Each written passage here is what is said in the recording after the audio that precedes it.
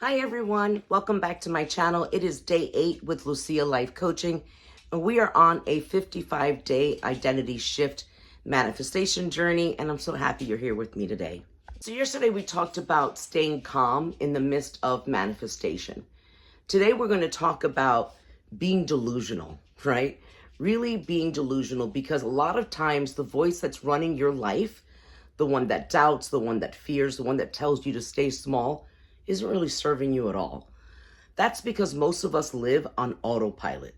99% of us do not even think and are aware of what we're doing. We are just repeating those old patterns that we never consciously chose. But here's the truth. You can change that voice at any age and transform your life in this process. So I'm really excited to let you know this is doable, this is real, it is effective. I am 56 years old.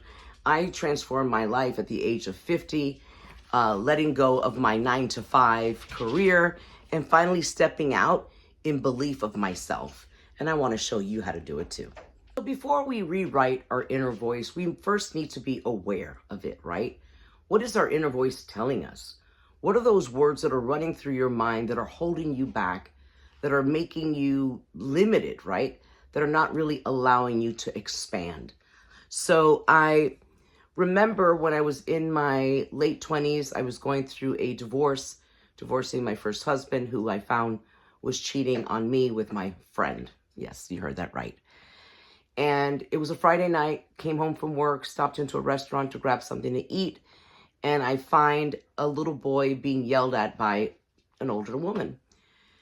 Come to find out that this little boy, who's about 3 years old, had lost his mother to a drug overdose the night before, and his aunt was now responsible for his care. Well, she wasn't happy. She didn't want to care for him, and she made it known and humiliated this little boy. I watched how words can shape a child's sense of self, and I watched this little boy just crumble and cry as this aunt spewed really cruel and ugly words at him. He wasn't learning about pizza. He wasn't learning about whether or not he was allowed to exist. He was being shamed. And he was being told some really ugly, hurtful things that really that trauma gets stored in your body. I've thought about that child so many times, and I had to intervene at that moment. Sorry, that's my dog in the background, Charlotte. But I had to intervene at that moment and step in and kneel before this child and remind him how very special he is. I reminded the boy that he was special, that he wasn't alone, and that he was safe to exist.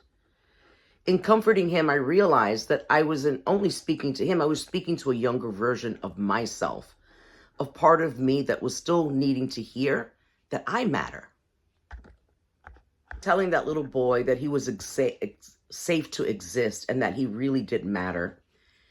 It wasn't just a sentence that I was telling him, right? It sparked a journey for me that changed my life.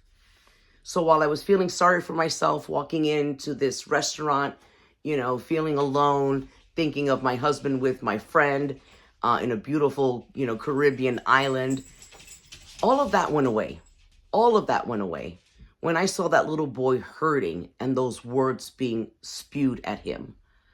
That's when I realized the purpose for my life. It also got me thinking, how do words shape identity? How does the trauma live in our bodies? And how can we reclaim our inner voice, change that inner voice from limiting to empowering?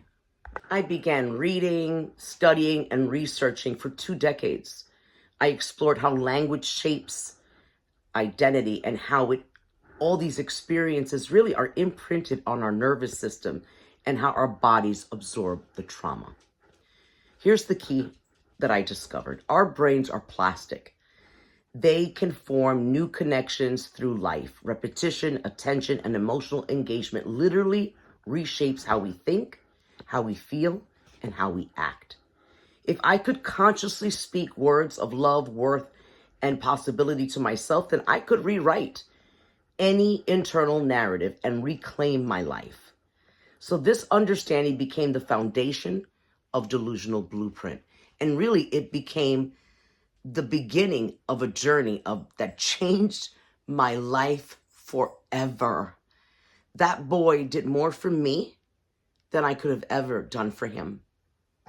And in turn, my goal is to pay it forward. Make sure that no other child, young or old, feels unimportant or feels as if they don't matter.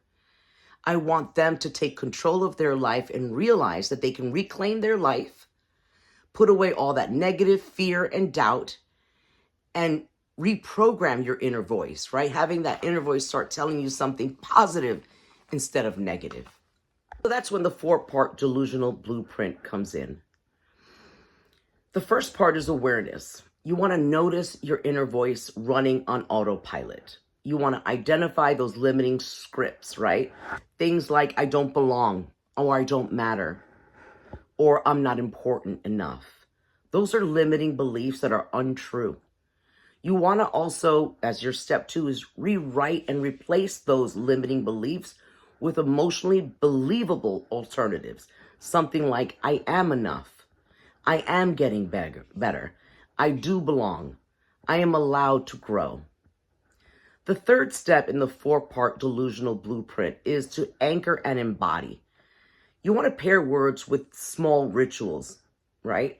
You want to be able to place your hand, for example, over your heart and say to yourself, I am enough. I love myself. I am a good person. And you want to embody what that feels like because you want your body to remember the new truth. Then you have the 4th step, which is repetition and integration. You want to practice this consistently. You want to be aware of those limiting beliefs and what your inner voice is saying to you at all times. Remember that repetition strengthens new neural pathways, right? And it weakens the old ones. So over time, your new voice will become your natural default.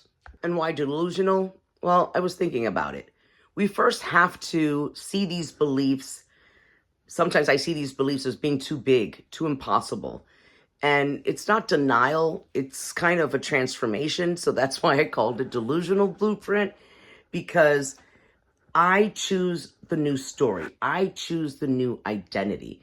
And sometimes to other people looking from the outside, they might think, shit, she's delusional. And that's okay. If I have to look delusional for the time being in order to get past that threshold, in order for me to replace those negative beliefs in my mind, then that's exactly what I'm going to do. So when you're speaking, and even when you're thinking and you're not saying anything out loud, you want to be aware of what you're thinking. You want to be aware of your words, your identity, and the life that you're living, right? The life that you're actually putting forth, your energy, your frequency, all of that. Language is the source code of your life. The delusional blueprint works from the inside out. It aligns your words and your beliefs and your identity, giving you the permission to finally live that inner voice that you deserve. Thank you for joining me.